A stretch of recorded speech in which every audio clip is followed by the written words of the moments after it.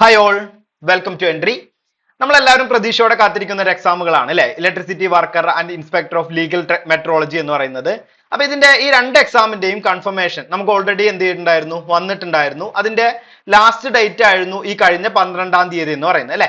അപ്പൊ ഈ 12-ാം തീയതി കഴിഞ്ഞിട്ടുള്ള കൺഫർമേഷൻ ഡേറ്റിൽ നിന്നും എത്ര പേര് കൺഫർമേഷൻ കൊടുത്തിട്ടുണ്ട്, അതുപോലെ എത്ര പേരാണ് ഈ എക്സാം അറ്റൻഡ് ചെയ്യുന്നത്, ഇങ്ങനെയുള്ള കാര്യങ്ങളാണ് നമ്മൾ എന്ത് ചെയ്യുന്നത് ഈ സെക്ഷനിലൂടെ നമ്മൾ ഡിസ്കസ് ചെയ്യുന്നത്. കാരണം നമുക്ക് അതിനകത്ത് അറിയാം എത്രത്തോളം ഇതിന്റെ കോമ്പറ്റീഷൻ ലെവൽ ഉണ്ടാവും അല്ലെ. അതാണ് നമ്മൾ പ്രധാനമായിട്ടും നോക്കാൻ പോകുന്നത്. അതായത് ഈ ഒരു എക്സാം റേറ്റഡ് നോക്കുമ്പോൾ നമുക്ക് എത്രത്തോളം ഇതിന്റെ കോമ്പറ്റീഷൻ ലെവൽ ഉണ്ടാവും. പ്രധാനമായിട്ടും ഇലക്ട്രിസിറ്റി വർക്കർ പോലത്തെ എക്സാംസ്, അത് അത്രയും ഒരു ഹ്യൂജ് വാക്കൻസി വരുന്ന എക്സാംസിന് എത്രത്തോളം നമുക്ക് എന്ത് ചെയ്യുന്നുണ്ടായിരിക്കും, കോമ്പറ്റീഷൻ ലെവൽ ഉണ്ടാവും എന്നുള്ള കാര്യങ്ങളൊക്കെ നമുക്ക് എന്ത് ചെയ്യാം, ഈ ഒരു ഇതിൽ നോക്കാം അല്ലെ. കാരണം നമ്മൾ എത്ര പേരാണ് കൺഫർമേഷൻ കൊടുത്തിട്ടുണ്ടായിരുന്നത്, എത്ര പേര് അപ്ലിക്കേഷൻ ഉണ്ടായിരുന്നു, എത്ര അപ്ലിക്കേഷൻ ഉണ്ടായിരുന്നു, അതുപോലെ തന്നെ എത്ര പേരാണ് കൺഫർമേഷൻ കൊടുത്തത്, അത് ബേസ് ചെയ്തിട്ട് നമ്മൾ നോക്കുകയാണെന്നുണ്ടെങ്കിൽ എത്രയാണ് നമ്മൾ വേക്കൻസി ഉണ്ടായിരുന്നത്, അത് ഓരോ ജില്ലകളിലും എത്ര വേക്കൻസീസ് ഉണ്ടായിരുന്നു, അതുപോലെ തന്നെ നമ്മുടെ ഇൻസ്പെക്ടർ ഓഫ് ലീഗൽ മെട്രോളജി എന്ന് പറയുന്നതിനും എത്ര പേരാണ് കൺഫർമേഷൻ കൊടുത്തിട്ടുള്ളത്, എത്രയായിരുന്നു അപ്ലിക്കേഷൻ നമ്പർ വന്നിട്ടുണ്ടായിരുന്നത്, ഇങ്ങനെയൊക്കെയാണ് നമ്മൾ എന്ത് ചെയ്യുന്നത് ഇതിനകത്ത് നോക്കാൻ വേണ്ടി പോകുന്നത് കേട്ടോ. അപ്പൊ അതിൽ നമുക്ക് പ്രധാനമായിട്ടും നമ്മുടെ ആദ്യത്തെ ഒരു പോസ്റ്റ് എന്ന് പറയുന്നതാണ് ഇലക്ട്രിസിറ്റി വർക്കർ എന്ന് പറയുന്ന പോസ്റ്റ്. അതായത് നമ്മൾ 12/2026 എന്ന് പറയുന്ന കാറ്റഗറി നമ്പറിൽ വന്നിട്ടുള്ള ഒരു ഇലക്ട്രിസിറ്റി വർക്കർ എന്ന് പറയുന്ന പോസ്റ്റ് അല്ലെ. സിവിൽ ഇലക്ട്രിസിറ്റി വർക്കർ ആയിട്ട് നമുക്കറിയാം ഒരു ഹ്യൂജ് വേക്കൻസി അല്ലെ. ഇപ്പൊ വന്നപ്പോ തന്നെ നിലവിൽ നമുക്ക് എന്ത് ചെയ്യാണ്, 991 അല്ലെ, അത്രയും വേക്കൻസി നമുക്ക് വന്നിട്ടുണ്ടായിരുന്നു. നമുക്കറിയാം ഇതിലേറെ വേക്കൻസീസ് ഇനിയും വരാൻ ചാൻസ് ഉണ്ട് എന്ന് നമ്മൾ വിലയിരുത്തുന്ന ഒരു പോസ്റ്റ് ആണ് എന്ത് ചെയ്യുന്നത്, ഇലക്ട്രിസിറ്റി വർക്കർ എന്ന് പറയുന്ന പോസ്റ്റ് അല്ലെ. അപ്പൊ ഇതിനകത്ത് കൺഫർമേഷൻ കൊടുത്ത ആളുകളുടെ എണ്ണവും അതുപോലെ തന്നെ അപ്ലൈ ചെയ്ത ആളുകളുടെ എണ്ണവും അതുപോലെ തന്നെ നമ്മളൊരു കോമ്പറ്റീഷൻ ലെവലുമാണ് നമ്മൾ എന്ത് ചെയ്യുന്നത്, ഒരു ഡീറ്റെയിൽ ആയിട്ടുള്ള ഒരു ഇതിലേക്ക് നമുക്ക് നോക്കാൻ വേണ്ടി പോകുന്നത് കേട്ടോ. അപ്പോൾ ഇത് നമ്മൾ നോക്കുമ്പോൾ ഇതിനൊപ്പം തന്നെ ഇനിയിപ്പോ നിങ്ങൾ പഠിച്ചു തുടങ്ങാത്ത ഒരാളാണെന്നുണ്ടെങ്കിൽ എങ്ങനെ നമ്മൾ ഒരു പ്രിപ്പറേഷൻ നമുക്ക് മുന്നോട്ട് കൊണ്ടുപോകണം എന്നുള്ളതും നമുക്ക് എന്ത് ചെയ്യാം ഇതിനകത്ത് പറയാം അല്ലെ. അപ്പൊ നമുക്ക് നോക്കുകയാണെന്നുണ്ടെങ്കിൽ ഏറ്റവും കൂടുതൽ വേക്കൻസി വന്നിരുന്ന ഒരു ജില്ലയായിരുന്നു നമ്മുടെ എറണാകുളം ജില്ല അല്ലെ. 139 വേക്കൻസി ആയിരുന്നു അവിടെ പറഞ്ഞിട്ടുണ്ടായിരുന്നത്. അപ്പൊ അവിടെയാണെന്നുണ്ടെങ്കിൽ അവിടെ അപ്ലിക്കേഷൻ എണ്ണം എന്ന് പറയുന്നത് 3490 എണ്ണാണ് ഉണ്ടായിരുന്നത് അല്ലെ. അതായത് 3490 നമ്പേഴ്സ് ആണ് എന്ത് ചെയ്യുന്നത് അവിടെ അപ്ലിക്കൻസ് ഉണ്ടായിരുന്നത്. അവിടെ കൺഫർമേഷൻ കൊടുത്തത് 2970 പേരാണ് കൺഫർമേഷൻ കൊടുത്തിട്ടുള്ളത് കേട്ടോ. അപ്പൊ അങ്ങനെ നമുക്ക് ഓരോ ജില്ലകളിലെ നോക്കുകയാണെന്നുണ്ടെങ്കിൽ നമുക്കറിയാം ടോട്ടലി നമ്മൾ എല്ലാ ജില്ലകളുടെ നോക്കുമ്പോൾ നമുക്കൊരു ജസ്റ്റ് പെർസെന്റേജ് ആയിട്ട് നമുക്ക് പറയാം അല്ലെ. അതായത് നമുക്ക് പറയുന്ന സമയത്ത് എന്താണ്, ഏകദേശം ഒരു 80% എബോ എല്ലാ ജില്ലകളിലും എന്ത് ചെയ്തിട്ടുണ്ട്, കൺഫർമേഷൻ കൊടുത്തിട്ടുണ്ട്. 80% എന്ന് പറഞ്ഞു കഴിഞ്ഞാൽ 85%ഓളം കൺഫർമേഷൻ വന്നിട്ടുണ്ട്. ഇപ്പൊ നോർമലി ഒരു എക്സാമിനൊക്കെ റിലേറ്റ് ചെയ്ത് നോക്കുകയാണെന്നുണ്ടെങ്കിൽ ഒരു 75-80% ഉള്ളിലേക്കാണ് സാധാരണ ഒരു കൺഫർമേഷൻ റേഞ്ച് വരാറുള്ളത്. പക്ഷെ നമ്മൾ ഈ ഒരു എക്സാമിനെ സംബന്ധിച്ചിടത്തോളം നല്ല രീതിയിലുള്ള കൺഫർമേഷൻ റേഞ്ച് വന്നിട്ടുണ്ട്. അതായത് നമുക്ക് നോക്കാം, പെർസെന്റേജ് നോക്കുകയാണെങ്കിൽ തന്നെ നമുക്ക് മനസ്സിലാക്കാവുന്നതാണ്. മാക്സിമം നമുക്ക് നോക്കുകയാണെങ്കിൽ 80, ഒരു ആവറേജ് ലെവലൊക്കെ 85, 86, 87 അല്ല 86 വരെയൊക്കെ നമുക്ക് എന്ത് ചെയ്യുന്നുണ്ട്, അതിന്റെ ഒരു കൺഫർമേഷൻ റേഞ്ച് പോയിട്ടുണ്ട് അല്ലെ. മാക്സിമം ഒരു 86 അല്ലെങ്കിൽ 87ഓളം എന്ത് ചെയ്യുന്നുണ്ട്, കൺഫർമേഷൻ റേഞ്ച് നമുക്ക് പോയിട്ടുണ്ട് എന്ന് പറയാം അല്ലെ, പെർസെന്റേജ് ആയിട്ട് നമ്മൾ നോക്കുകയാണെങ്കിൽ. അപ്പോൾ നമുക്ക് ഓൾമോസ്റ്റ് നമുക്ക് ആ ഒരു കൺസെപ്റ്റിൽ മനസ്സിലാക്കി എടുക്കാൻ പറ്റുന്ന എന്താണ്, എല്ലാവരും എന്ത് ചെയ്യുന്നുണ്ട്, ഈ എക്സാം അറ്റൻഡ് ചെയ്യാൻ വേണ്ടി പോകുന്നുണ്ട് എന്നുള്ള രീതി തന്നെ നമുക്ക് എടുക്കാം. കാരണം 85% എന്നൊക്കെ പറഞ്ഞു കഴിഞ്ഞാൽ, ഒരു ആവറേജ് 85% എന്നൊക്കെ പറഞ്ഞു കഴിഞ്ഞാൽ നല്ല രീതിയിലുള്ള കൺഫർമേഷൻ റേറ്റ് ആണ്. അതുകൊണ്ട് തന്നെ നല്ല രീതിയിൽ എന്ത് ചെയ്യുന്നുണ്ടായിരിക്കും, എല്ലാവരും എക്സാം എഴുതുന്നുണ്ട് അല്ലെങ്കിൽ എക്സാം എഴുതാൻ വേണ്ടിയിട്ട് വില്ലിംഗ് ആണ് എന്നുള്ള രീതിയിൽ അവിടെ കാണിക്കുന്നുണ്ട് എന്ന് നമുക്ക് മനസ്സിലാക്കാം അല്ലെ. അതിനൊപ്പം തന്നെ നമ്മൾ മനസ്സിലാക്കി എടുക്കേണ്ടത്, ഇപ്പൊ കൺഫർമേഷൻ ഇത്രയും എണ്ണങ്ങൾ ഉണ്ട് എന്ന് പറഞ്ഞാലും, അതായത് ഇപ്പോ തിരുവനന്തപുരം ജില്ലയെ സംബന്ധിച്ചിടത്തോളം 2993 പേര്, അതുപോലെ തന്നെ കൊല്ലം ജില്ലയെ സംബന്ധിച്ചിടത്തോളം 1404 പേര്, അതുപോലെ തന്നെ പത്തനംതിട്ട ആണെങ്കിൽ 514, 613 വരെ അവിടെ അപ്ലൈ ചെയ്യുന്നുണ്ടായിരുന്നുള്ളൂ. അത് 514 പേരും എന്ത് ചെയ്തിട്ടുണ്ട്, അവിടെ കൺഫർമേഷൻ കൊടുത്തിട്ടുണ്ട് അല്ലെ. പിന്നെ 1929 ആണ് ആലപ്പുഴ ജില്ലയിൽ വന്നിട്ടുള്ളത്.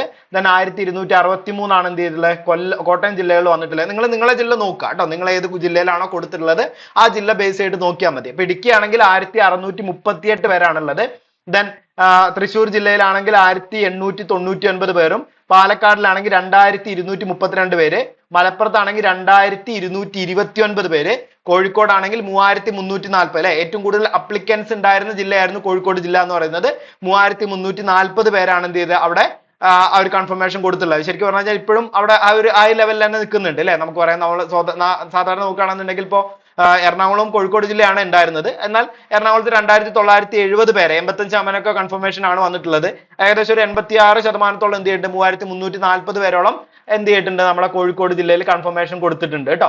then വയനാട് ആണെങ്കിൽ 422 പേര്, ആൻഡ് കണ്ണൂർ ജില്ലയിൽ 1446 പേരും, ആൻഡ് കാസർഗോഡ് ജില്ലയിലാണെങ്കിൽ 638 പേരുമാണ് എന്ത് ചെയ്യുക കൺഫർമേഷൻ കൊടുത്തിട്ടുള്ളത് അല്ലെ. അപ്പൊ ഇതിനകത്ത് നമുക്ക് നോക്കുമ്പോൾ ഓൾമോസ്റ്റ് അറിയാം, ഞാൻ പറഞ്ഞു ഓൾമോസ്റ്റ് നമ്മൾ ഒരു പെർസെന്റേജ് പറഞ്ഞില്ലേ, ഒരു 85% നമുക്കൊരു ആവറേജ് പറയാം കേട്ടോ, 85% ആവറേജ് പറയാം. അപ്പൊ ഒരു ആവറേജ് നമുക്കൊരു 75-80 ഉള്ളിലൊക്കെയാണ് നമ്മൾ സാധാരണ ഒരു പോസ്റ്റിനെ സംബന്ധിച്ചിടത്തോളം. അപ്പൊ നിങ്ങൾ ഇതിന്റെ ലീഗൽ മെട്രോളജി നോക്കുകയാണെങ്കിൽ നിങ്ങൾക്ക് മനസ്സിലാവും കേട്ടോ. അത് നോർമലി ഒരു വരുന്ന റേഞ്ച് ആണ്, ഒരു 75-80%-നുള്ളിലൊക്കെയാണ് നോർമലി കൺഫർമേഷൻ റേഞ്ച് വരാറുള്ളത്. അപ്പൊ അതിനൊരു ഹൈ റേഞ്ച് ആണ് ഇവിടെ തന്നെ അല്ലെ, കൺഫർമേഷൻ റേഞ്ചിൽ തന്നെ നമുക്കൊരു ഹൈ റേഞ്ച് വന്നിട്ടുണ്ട് എന്ന് പറയാം.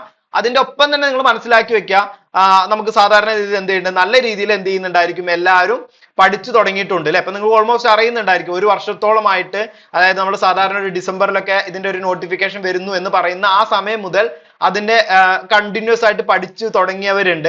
അതേപോലെ തന്നെ നോട്ടിഫിക്കേഷൻ വന്ന് പഠിച്ചു തുടങ്ങിയവരുണ്ട്. ഇപ്പോ ഓൾറെഡി നമ്മളിപ്പോ ഈ ഒരു എക്സാം റിലേറ്റഡ് ആയിട്ടുള്ള കാര്യങ്ങൾ, അതായത് കൺഫർമേഷൻ കാര്യങ്ങളൊക്കെ വന്ന് തുടങ്ങിയപ്പോൾ പഠിച്ചു തുടങ്ങിയവരുണ്ട്. അപ്പൊ അങ്ങനെ നല്ല രീതിയിൽ എന്ത് ചെയ്തിട്ടുണ്ട്, ഇതിന്റെ ഒരു സ്റ്റഡി മെത്തേഡ് അനുസരിച്ചിട്ട് ആ ഒരു ഫോക്കസ് ചെയ്തിട്ടുള്ള സ്റ്റഡി എന്ത് ചെയ്യുന്നുണ്ട്, ചെയ്യുന്ന ആളുകളുണ്ട് അല്ലെ. അപ്പൊ അതിൽ നിങ്ങൾക്ക് ആ ഒരു കൺഫർമേഷൻ റേഞ്ച് മനസ്സിലാകുമ്പോൾ തന്നെ അത് മനസ്സിലാക്കാം കേട്ടോ. അത് അത്രയും എന്ത് ചെയ്യുന്നുണ്ട്, അതായത് കൺഫർമേഷന്റെ ഒരു പെർസെന്റേജ് മനസ്സിലാക്കുമ്പോൾ തന്നെ നമുക്ക് അത് മനസ്സിലാക്കാം എത്ര നല്ല രീതിയിൽ ഇതിന് ഫോക്കസ് ചെയ്ത് പഠിക്കുന്ന ആളുകൾ ഉണ്ട് എന്നുള്ളത് അല്ലെ. അപ്പൊ നമ്മളും പഠിക്കുന്ന ആളുകളാണെന്നുണ്ടെങ്കിൽ, അല്ലെങ്കിൽ പഠിക്കണം എന്ന് വിചാരിക്കുന്ന ആളുകളാണെങ്കിൽ, ഇപ്പോഴും നമ്മുടെ സമയം വൈകിട്ടൊന്നുമില്ല, നല്ല രീതിയിൽ ഫോക്കസ് ചെയ്ത് പഠിച്ചു കഴിഞ്ഞാൽ നമുക്ക് എന്ത് ചെയ്യാൻ പറ്റും, നല്ല രീതിയിൽ ആ ഒരു ഈ ഒരു എക്സാം എന്ത് ചെയ്യാൻ പറ്റും, ക്രാക്ക് ചെയ്യാൻ പറ്റുന്നതാണ് കേട്ടോ. അപ്പൊ നിങ്ങൾ എന്ത് ചെയ്യുക, നല്ല രീതിയിൽ ഫോക്കസ് ചെയ്ത് പഠിക്കുക എന്നുള്ളത് തന്നെയാണ് ഇതിന്റെ അടുത്ത് ഏറ്റവും ഇമ്പോർട്ടന്റ് ആയിട്ടുള്ളത്. പിന്നെ ഇതിനകത്ത് ഈ കൺഫർമേഷൻ റേഞ്ച് അല്ലെങ്കിൽ ഇത്രയും വലിയൊരു പെർസെന്റേജോ കാര്യം കണ്ടിട്ട് നമ്മൾ അതിൽ പേടിക്കേണ്ട ആവശ്യമൊന്നുമില്ല കേട്ടോ. നല്ല രീതിയിൽ നമ്മൾ ഫോക്കസ് ചെയ്യുകയാണെന്നുണ്ടെങ്കിൽ ഇതിനകത്ത് ഈ കൺഫർമേഷൻ റേഞ്ച് കാര്യങ്ങളൊന്നും നമുക്കൊരു പ്രശ്നമുള്ള കാര്യമല്ല കേട്ടോ. കാരണം നിങ്ങൾക്ക് അറിയുന്നതാണ്, നമുക്കിപ്പോ ഇതിനകത്ത് ഈ നമ്പറുകൾ കണ്ടില്ലേ, ഇത്രയും നമ്പറുകളൊന്നും എഴുതുന്ന സമയത്ത് ഉണ്ടാവില്ല. കാരണം നമുക്കറിയാം ഇതിനകത്ത് കുറെ ഫാക്ടേഴ്സ് ഉണ്ട് അല്ലെ. അപ്പൊ നമുക്ക് അറിയുന്ന കാര്യങ്ങളാണ്. ഇപ്പൊ ഇതിനകത്ത് ഭയങ്കര സ്റ്റഡി, നമ്മൾ ഫോക്കസ് ചെയ്ത് സ്റ്റഡി ചെയ്യുന്ന ആളുകൾ ഉണ്ട് എന്ന് പറയുമ്പോഴും അത് ചെയ്യാത്ത ആളുകൾ, ഇപ്പോഴും സ്റ്റാർട്ട് ചെയ്യാത്ത ആളുകൾ ഉണ്ടായിരിക്കും. അത് അത്രത്തോളം ഫോക്കസ് ചെയ്ത് സ്റ്റഡി ചെയ്യുന്ന ആളുകൾ ഉണ്ടായിരിക്കില്ല. അങ്ങനെയുള്ള കുറെ കാര്യങ്ങളുണ്ട് അല്ലെ. അതായത് നമ്മൾ ചിലപ്പോൾ സ്റ്റാർട്ട് ചെയ്യുന്ന ഒരു ലെവലിലൊക്കെ നിൽക്കുന്ന ആളുകൾ ഉണ്ടായിരിക്കും, സ്റ്റാർട്ട് ചെയ്തിട്ടില്ലാത്ത ആളുകൾ ഉണ്ടായിരിക്കും. അതായത് ഫോക്കസ് ആയിട്ട് ആ ഒരു പഠനം സ്റ്റാർട്ട് ചെയ്യാത്ത ആളുകളൊക്കെ ഉണ്ടായിരിക്കും അല്ലെ. അപ്പൊ അങ്ങനത്തെ ആളുകളും ഇതിനകത്ത് ഉണ്ടായിരിക്കും എന്നുള്ളത് നിങ്ങൾ മനസ്സിലാക്കി വെക്കുക. ഒപ്പം തന്നെ എന്ത് ചെയ്യുന്നുണ്ട്, ഈ എക്സാം ഹാളിൽ നമ്മൾ അന്ന് ചെല്ലുന്ന സമയത്ത് നമ്മൾ സാധാരണ എക്സാം ഹാളിൽ കാണുന്ന ഒരു ഇതുണ്ട് അല്ലെ, പകുതി പോലും ആൾക്കാരില്ലാത്ത സമയം വരാറുണ്ട്. അപ്പൊ ഇത് ഇത്രയും കൺഫർമേഷൻ കൊടുത്തിട്ട് പോലും ചില ക്ലാസ്സുകളൊന്നും പകുതി ആളുകൾ ഇല്ലാത്ത അവസ്ഥയും എന്ത് ചെയ്യാറുണ്ട്, വരാറുണ്ട്. അപ്പോൾ നമ്മൾ ആ ഒരു നോർമൽ കേട്ടോ, പകുതി ഉണ്ടാവില്ല എന്ന് പറയാൻ പറ്റില്ല, എന്നാലും നമുക്ക് പറയാം നോർമലി അങ്ങനെയൊക്കെയുള്ള അവസ്ഥകൾ എന്ത് ചെയ്യാൻ വരാറുണ്ട്. അപ്പൊ നോർമലി ഒരു 20 പേരുള്ള എക്സാം ക്ലാസ്സിലാണെന്നുണ്ടെങ്കിൽ, എക്സാം ഹാളിലാണ് എന്നുണ്ടെങ്കിൽ, അവിടെ ശരിക്കും പറഞ്ഞു കഴിഞ്ഞാൽ ഒരു 10-15 പേരൊക്കെയാണ് നോർമലി ഉണ്ടാവാറുള്ളത് അല്ലെ. അപ്പൊ അതിലും എന്ത് ചെയ്യുന്നുണ്ടായിരിക്കും, ഈ റേറ്റിനനുസരിച്ച് കുറവ് വരുന്നുണ്ടാവും. അപ്പോൾ ഈ റേറ്റിൽ ഒരു 70% കൂടി നിങ്ങൾ എടുത്താൽ മതി. അത് നമ്മൾ എന്ത് ചെയ്യാണ്, സാധാരണ ഒരു ലെവൽ വെച്ച് നോക്കുകയാണെങ്കിൽ ഒരു 70% എടുക്കാം അല്ലെ. ഒപ്പം തന്നെ നമ്മൾ വേക്കൻസിയുടെ കാര്യത്തിൽ എന്ത് ചെയ്യുന്നുണ്ട്, ഇനിയും വേക്കൻസീസ് വരാം എന്നുള്ളതാണ് നമ്മൾ ഇതാക്കുന്നത് അല്ലെ. ഇപ്പൊ വന്നിട്ടുള്ള ഈ 991 വേക്കൻസി, അതായത് എല്ലാ ജില്ലകളിലും കൂടി വന്നിട്ടുള്ള 991 വേക്കൻസിയേക്കാൾ കൂടുതലായിട്ട് ഇനിയും വേക്കൻസി വരാം എന്നുള്ളതാണ് നമ്മൾ എന്ത് ചെയ്യുന്നത്, നോക്കുന്നത് അല്ലെ, അല്ലെങ്കിൽ നോക്കിക്കൊണ്ടിരിക്കുന്നത്. നമുക്ക് ആ ഒരു ഇതിലാണ് നമ്മൾ പഠിച്ചു പോകുന്നതും അല്ലെ. അപ്പൊ അതിനകത്ത് അതും കൂടി നമ്മളൊരു ഫാക്ട് ആയിട്ട് ഇരിക്കണം കേട്ടോ. പക്ഷെ അതൊക്കെ നമുക്കൊരു സെക്കൻഡറി ഫാക്ട് മാത്രമാണ്. നമുക്ക് നമ്മൾ എന്ത് ചെയ്യുന്നത്, ഇത്ര വേക്കൻസി ഉണ്ട് എന്നുണ്ടെങ്കിലും, ഇത്ര ആളുകൾ ഉണ്ട് എന്നുണ്ടെങ്കിലും, നമുക്ക് അവിടെ എന്ത് ചെയ്യണം, ഒന്നാമതാവണം എന്നുള്ളതാണ് നമ്മൾ എന്ത് ചെയ്യുന്നത്, നമ്മളെ ആ ഒരു ഫോക്കസ് എന്ന് പറയുന്നത് അല്ലെ. നമ്മൾ അല്ലെങ്കിൽ നമ്മളൊരു എയിം എന്ന് പറയുന്നത് ഒന്നാമതാവുക എന്ന് പറഞ്ഞു കഴിഞ്ഞാൽ, നമ്മളിപ്പോ സാധാരണ പറയുന്നതാണ് എന്തായാലും അല്ലെ, ഫസ്റ്റ് അഡ്വൈസ് എന്ന് പറയും അല്ലെ. ഫസ്റ്റ് അഡ്വൈസിനകത്ത് നമ്മളെ പേര് വേണം. ഫസ്റ്റ് അഡ്വൈസ് നമുക്ക് എന്ത് ചെയ്യണം, ആ ഒരു ഫസ്റ്റ് അഡ്വൈസ് ലിസ്റ്റിൽ ഏത് ജില്ലയിലായിക്കോട്ടെ ഫസ്റ്റ് അഡ്വൈസ് വരുന്ന സമയത്ത്, അതായത് ഈ ഇനീഷ്യൽ വേക്കൻസിക്ക് അകത്ത് ഫസ്റ്റ് അഡ്വൈസ് വരുന്നതിന് നിങ്ങളെ പേര് വേണം എന്നുള്ള രീതി തന്നെ നിങ്ങൾ പഠിച്ചു പോകാം കേട്ടോ. അപ്പൊ ഇതിനകത്ത് ഞാൻ പറഞ്ഞല്ലോ, ഈ കാര്യങ്ങളൊക്കെ നിങ്ങളൊന്ന് മനസ്സിലാക്കി വെക്കുക. കോമ്പറ്റീഷൻ ലെവൽ ഹയർ ആണ്, അതായത് നിങ്ങൾ ഇപ്പൊ പഠിച്ചുകൊണ്ടിരിക്കുന്ന ആളുകൾ ഒരു ലെവലും കൂടി എന്ത് ചെയ്യണം, ഇൻക്രീസ് ചെയ്ത് പഠിക്കുക എന്നുള്ള രീതിയിലേക്ക് പോവാന്നല്ലാതെ ഇത് കണ്ടിട്ട് ഒരു ടെൻഷൻ അടിച്ചിട്ട് ബാക്കിലോട്ട് നിൽക്കാൻ നിൽക്കരുത് കേട്ടോ. അപ്പൊ ഇതൊന്നും ഒരു ടെൻഷൻ അടിക്കേണ്ട കാര്യമല്ല. കാരണം ഞാൻ പറഞ്ഞു ഓൾറെഡി, വേക്കൻസീസിന്റെ എണ്ണത്തിൽ കൂടാനുണ്ടായിരിക്കും. അതേപോലെ തന്നെ കൺഫർമേഷൻ ചെയ്ത് എത്ര പേര് എഴുതുന്നുണ്ട് നമുക്ക് അറിയുന്നുണ്ടാവില്ല. അതേപോലെ തന്നെ എന്താണ്, എത്ര പേര് ഇതിന് ഫോക്കസ് ചെയ്ത് പഠിക്കുന്നുണ്ട്. ഇപ്പൊ നിങ്ങൾ പഠിക്കുന്ന പോലെ മറ്റുള്ളവർ പഠിക്കുന്നുണ്ടോ എന്നുള്ളതും ഇതാണ് അല്ലെ. കാരണം ഈ ഞാൻ ഇപ്പൊ ഒരു എക്സാമ്പിൾ പറയാം, തിരുവനന്തപുരം ജില്ലയിൽ 2993 പേരുണ്ടെങ്കിൽ ഈ 2993 പേരും നിങ്ങൾ പഠിക്കുന്ന പോലെ ചിലപ്പോൾ പഠിക്കുന്ന ആളുകളായിരിക്കില്ല അല്ലെ. അപ്പൊ ആ ഒരു കൺസെപ്റ്റ് വെച്ചിട്ട് നിങ്ങൾ എന്ത് ചെയ്യണം, നല്ല രീതിയിൽ ഫോക്കസ് ചെയ്ത് നിങ്ങൾ പഠിച്ചു കഴിഞ്ഞാൽ നിങ്ങൾക്ക് അതിനകത്ത് വേറെ ഒന്നുമില്ല. നമുക്ക് എന്ത് ചെയ്യണം, ഞാൻ നേരത്തെ പറഞ്ഞ പോലെ നമ്മുടെ ആ ഒരു അഡ്വൈസ് അല്ലെ, ഫസ്റ്റ് അഡ്വൈസിൽ നമ്മളെ പേരുണ്ടായിരിക്കും. അതായത് നമ്മൾ ഇടയ്ക്ക് നമ്മളെ ക്ലാസ്സുകളിൽ ഞാൻ വരുമ്പോഴൊക്കെ നമ്മൾ പറയുന്നതാണ്, നമുക്ക് എന്ത് ചെയ്യണം, അടുത്ത ഒരു ഇമ്പോർട്ടന്റ് ആയിട്ടുള്ള ഒരു ഫെസ്റ്റിവൽ വരുന്ന സമയത്ത് നമ്മളെ കയ്യിൽ അല്ലെ, നമ്മളെ കയ്യിൽ എന്ത് ചെയ്യാണ്, ഒരു ഗവൺമെന്റ് ജോലി എന്നുള്ള ഒരു കൺസെപ്റ്റ് നമുക്ക് കിട്ടുന്നുണ്ടായിരിക്കും. അപ്പൊ സെപ്റ്റംബർ കഴിഞ്ഞ് കഴിഞ്ഞാൽ 2027 ആ ഒരു സ്റ്റാർട്ടിംഗ് ലെവലിൽ വരുന്ന കൺസെപ്റ്റിലൊക്കെ, സ്റ്റാർട്ടിംഗ് ലെവലിൽ വരുന്ന ഒരു കാര്യത്തിലൊക്കെ നമുക്ക് എന്ത് ചെയ്യാണ്, ഒരു ജോലി നമ്മുടെ കയ്യിലായിട്ടുണ്ടാവും അല്ലെ. അപ്പൊ ഇത് നിങ്ങൾ എന്ത് ചെയ്യുക, ഒന്ന് ഫോക്കസ് ചെയ്ത് നോക്കി നോക്കുക.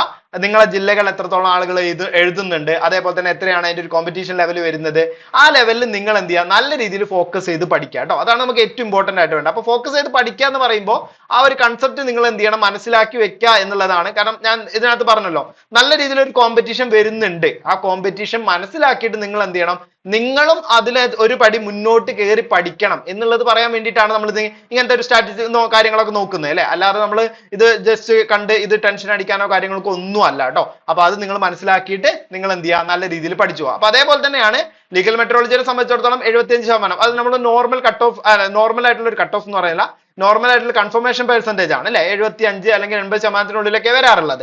അപ്പൊ അതിന് നമുക്ക് 5/9/2026 എക്സാം വരുന്നത്. അതുപോലെ തന്നെ എന്ത് ചെയ്യണം, നമ്മുടെ KCB വർക്കറിന്റെ എക്സാം ആണെന്നുണ്ടെങ്കിൽ 30/9 വരുന്നത് അല്ലെ. അപ്പൊ അതിനകത്ത് അതും നമുക്കൊരു ഹൈ കോമ്പറ്റീഷൻ തന്നെയാണ്. കാരണം നമുക്ക് അവിടെ വേക്കൻസി എന്ന് പറഞ്ഞാൽ ആന്റിസിപ്പേറ്റഡ് വേക്കൻസി ആണ് വരുന്നത്. അപ്പൊ അതിനകത്ത് എന്ത് ചെയ്യുന്നുണ്ട്, ഏകദേശം 75,000 സംതിങ് അല്ലെ, 75,093 ആൾക്കാർ എന്ത് ചെയ്തിട്ടുണ്ടായിരുന്നു, അപ്ലിക്കേഷൻ കൊടുത്തിട്ടുണ്ടായിരുന്നു. അതിനകത്ത് 75% എന്ന് പറയുമ്പോൾ 55,716 പേരാണ് എന്ത് ചെയ്തിട്ടുള്ളത്, അതിനകത്ത് എന്ത് കൊടുത്തിട്ടുള്ളത്, ആ ഒരു കൺഫർമേഷൻ കൊടുത്തുള്ളത്. അപ്പൊ ഈ നമ്പർ കാണുമ്പോഴേ നിങ്ങൾക്ക് ഒരു ഹ്യൂജ് നമ്പർ എന്നുള്ള രീതിയിലൊക്കെ തോന്നുന്നുണ്ടാവും, കോമ്പറ്റീഷൻ ലെവൽ ആയി ആണ് എന്നൊക്കെ ഞാൻ പറയുമ്പോൾ ഒരു ഹ്യൂജ് നമ്പർ എന്നൊക്കെ തോന്നുന്നുണ്ടാവും അല്ലെ. അപ്പൊ ഇതിനകത്ത് നിങ്ങൾ ഓർത്ത് വെക്കേണ്ട ഒരു കാര്യമുണ്ട് കേട്ടോ. ഇത് ശരിക്കും പറഞ്ഞു കഴിഞ്ഞാലേ, ഈ കൺഫർമേഷൻ കൊടുത്ത ആളുകൾ എന്ന് പറയുന്നത് ഡിഗ്രി ലെവൽ ഫിസിക്സ് പഠിച്ച ആളുകൾക്ക് എക്സാം എഴുതായിരുന്നു അല്ലെ. അതേപോലെ തന്നെ ബിടെക് ലെവലുള്ള എല്ലാ സ്ട്രീമിലുള്ള ആളുകൾക്കും എക്സാം എഴുതായിരുന്നു. അപ്പോൾ ശരിക്കും പറഞ്ഞു കഴിഞ്ഞാൽ സിലബസ് അറിയാതെ പോലും കൺഫർമേഷൻ കൊടുത്ത ആളുകള് ഇതിനകത്ത് ഉണ്ടായിരിക്കും. മനസ്സിലായോ? സിലബസ് അറിയാതെ എന്താണ് എക്സാം എന്ന് അറിയാതെ ജസ്റ്റ് എക്സാം കണ്ടപ്പോൾ കൺഫർമേഷൻ കൊടുത്ത ആളുകൾ ഉണ്ടാവും. ജസ്റ്റ് എക്സാം കണ്ടപ്പോൾ, അതായത് ഡിഗ്രി ലെവൽ എന്താണ് അപ്ലൈ ചെയ്യാം എന്നുള്ള രീതിയിൽ അപ്ലൈ ചെയ്ത ആളുകൾ ഉണ്ടായിരിക്കും, കൺഫർമേഷൻ കൊടുത്ത ആളുകളും ഉണ്ടായിരിക്കും കേട്ടോ. അപ്പൊ അതുകൊണ്ട് തന്നെ ഇത് ഫോക്കസ് ചെയ്ത് പഠിക്കുന്ന ആളുകൾ അവിടെയും ബാക്കോട്ട് പോരുത്. നമ്മളിപ്പോ KCB വർക്കറിന്റെ കാര്യത്തിൽ പറഞ്ഞ പോലെ തന്നെ ഇത് ഫോക്കസ് ചെയ്ത് പഠിക്കുന്ന ആളുകൾ എന്ത് ചെയ്യരുത്, അവിടെയും ബാക്കോട്ട് പോകരുത്.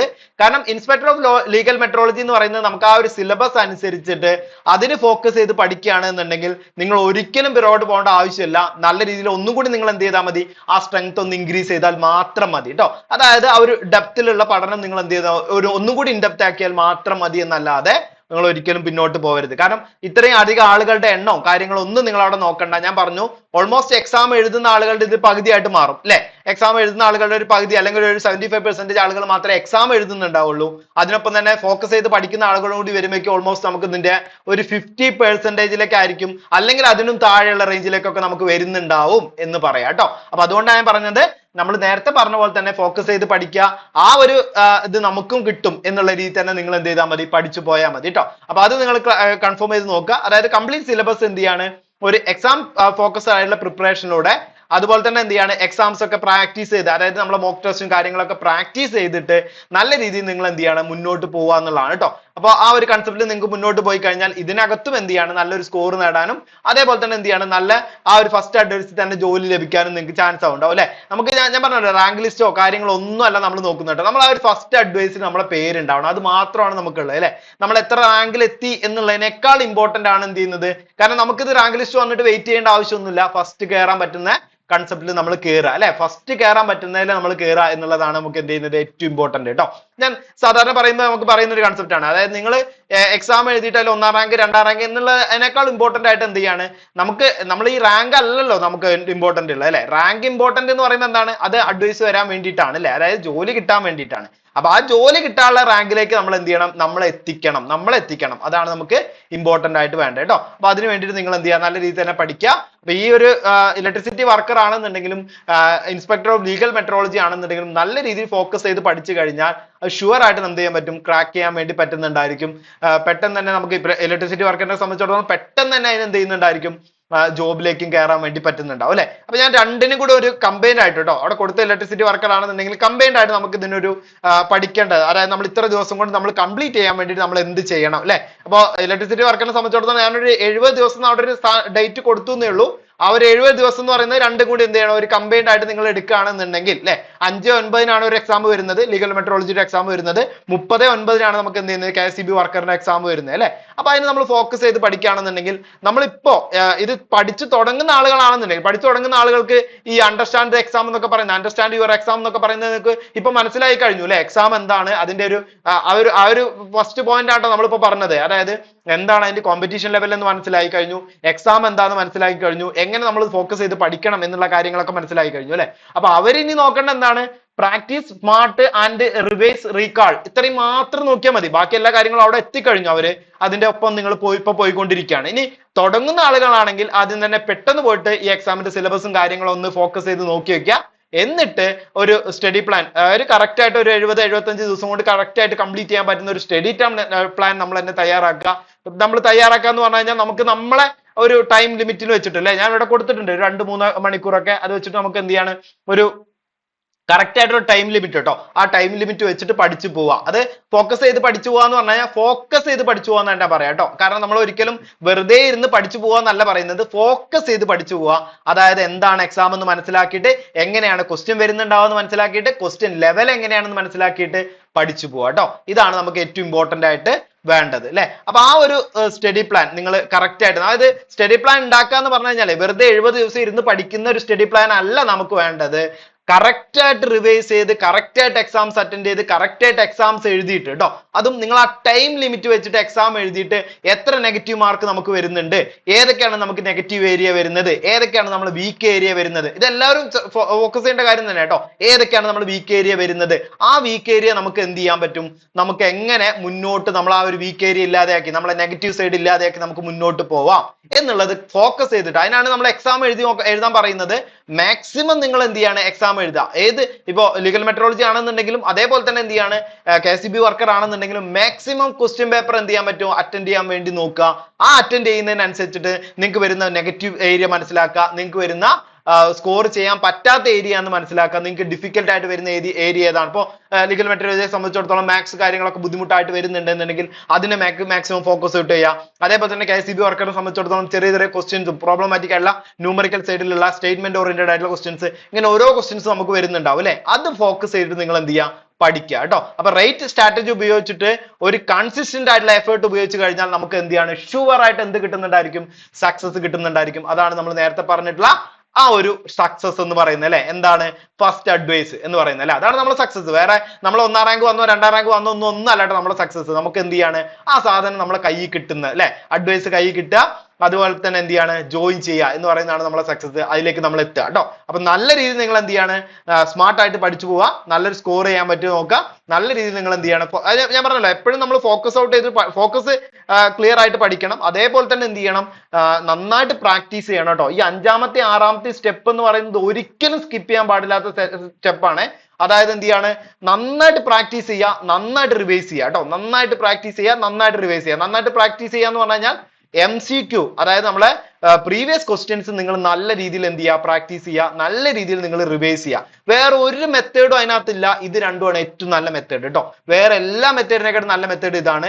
നിങ്ങൾ ആ എക്സാം എന്ത് ചെയ്യണം, എക്സാം ആയിട്ട് തന്നെ എഴുതി വെക്കുക കേട്ടോ. അപ്പൊ അത് നമ്മളെ മനസ്സിലുണ്ട് എന്നുണ്ടെങ്കിൽ, അതായത് ഇപ്പോൾ ഇതിനകത്ത് പറയുകയാണെന്നുണ്ടെങ്കിൽ നമ്മൾ ആദ്യം പ്ലാൻ ചെയ്ത് തുടങ്ങി, സ്റ്റഡി കഴിഞ്ഞു, പ്രാക്ടീസ് ചെയ്ത് തുടങ്ങി, ഇപ്പൊ നമ്മളൊരു സ്റ്റേജിൽ നിൽക്കുന്നത് റിവൈസ് ആയിട്ട് നിൽക്കുന്നതും അനാലിസിസ് ചെയ്യേണ്ട സ്റ്റേജും റിപ്പീറ്റ് ചെയ്യേണ്ട സ്റ്റേജിലും ആയിരിക്കും അല്ലെ. ഞാൻ പറഞ്ഞ ഈ 5-6 എന്ന് പറഞ്ഞ സ്റ്റേജ് അല്ലെ. അപ്പൊ ഇവിടെ നമുക്ക് ആ ഒരു സർക്കിൾ കാണിക്കുന്ന സമയത്ത് റിവൈസ്, അനാലിസിസ്, റിപ്പീറ്റ്, ഇതാണ് നമ്മൾ എന്ത് ചെയ്യുന്നത് വേണ്ടത്.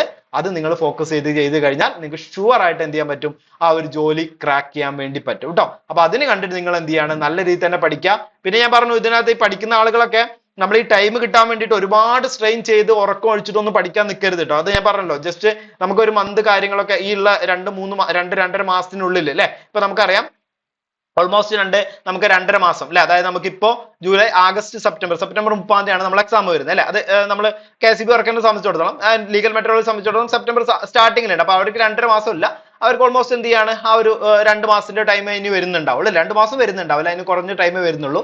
അപ്പോൾ അങ്ങനെ ഒരു സമയം വരുമ്പോൾ, അങ്ങനെ ഒരു ടൈം വരുന്ന സമയത്ത് നിങ്ങൾ വളരെ ബുദ്ധിമുട്ടായിട്ട്, അതായത് ഭയങ്കര സ്ട്രഗിൾ ആയിട്ട് ചെയ്ത് കഴിഞ്ഞാൽ നിങ്ങൾക്ക് അത് ഭയങ്കര സ്ട്രെസ്സും കാര്യങ്ങളൊക്കെ ആയിട്ട് വരും.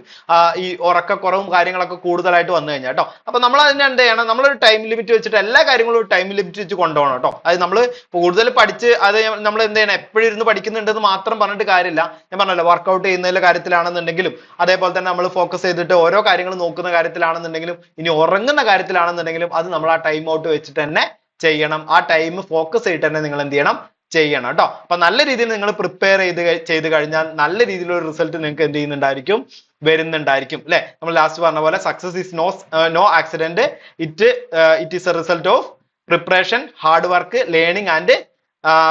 ലേണിംഗ് ഫ്രം മിസ്റ്റേക്സ് എന്നാണ് പറഞ്ഞത് അല്ലെ. അതായത് മിസ്റ്റേക്സ് ഇല്ലാതെ ആക്കിയിട്ട് നമ്മൾ എന്ത് ചെയ്യണം, അതിന് വേണ്ടിയിട്ടാണ് നമ്മൾ എക്സാം എഴുതി നോക്കുന്നത് അല്ലെ. ആ നെഗറ്റീവ് മാർക്ക് ഇല്ലാതെയായിട്ട് നല്ല രീതിയിൽ ഫോക്കസ് ചെയ്ത് പഠിച്ചു പോയി കഴിഞ്ഞാൽ നമുക്ക് ഷുവർ ആയിട്ട് എന്ത് ചെയ്യാൻ പറ്റും, നമ്മളെ ജോലി ക്രാക്ക് ചെയ്യാൻ വേണ്ടി പറ്റുന്നുണ്ടാവും അല്ലെ. അപ്പൊ എല്ലാവരും എന്ത് ചെയ്യാം, നല്ല രീതിയിൽ പഠിച്ചു പോവുക. ഈ ഒരു കോമ്പറ്റീഷൻ ലെവൽ എത്രയാണെന്ന് നിങ്ങൾ മനസ്സിലാക്കിയിട്ട് അതിന് കണ്ട് നിങ്ങൾ ഇപ്പൊ പഠിക്കുന്നവന്റെ ഒരു ലെവലും കൂടി ഇൻക്രീസ് ചെയ്യാൻ പറ്റുന്നോ, എത്രത്തോളം നിങ്ങൾക്ക് ഇൻക്രീസ് ചെയ്യാൻ പറ്റുന്നോ അത്രയും നല്ല രീതിയിൽ എന്ത് ചെയ്യുക, നിങ്ങൾ പഠിച്ചു പോവുക. Okay, thank you, all the best.